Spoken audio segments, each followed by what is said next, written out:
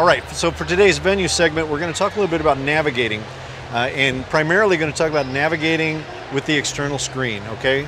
I'm often surprised how many people don't know that you can actually navigate that screen and navigate inputs and outputs with the QWERTY keyboard. And you can actually set up some really, if you're kind of clever with your naming, etc., you can set up some very quick keystrokes to get to specific inputs or outputs very quickly, all right?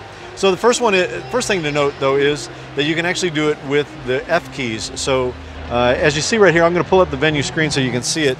And I'm just using F keys to navigate across the tabs here. F1 is for overview, and then sequentially right on down the line, right? So if you stay on F1 and press it again, it'll toggle between inputs and outputs. If I go to F2 and go there, it'll toggle between all of the different input layers. If I go to F3, that goes to outputs, and I just keep toggling whatever I have selected there. It'll toggle the tabs for that given output, all right?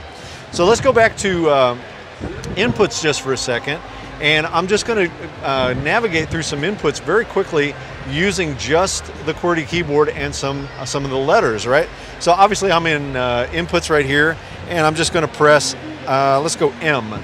So if you go M, now anything that starts with an M is immediately going to be selected or attentioned in this case in the external screen.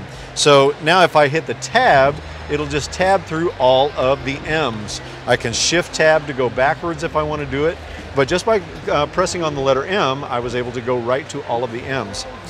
The next one I'm going to give you is another, like if you give certain inputs unique characters, stuff that you might need to get to really quickly, it really helps you get there. So for instance, I've used this very upper left-hand key as the first letter of my walk-in music. So if we go here and press on it, notice it takes me immediately to walk in. Even though it starts with a W, I've put a unique character in front of it just so that I can navigate quickly to it.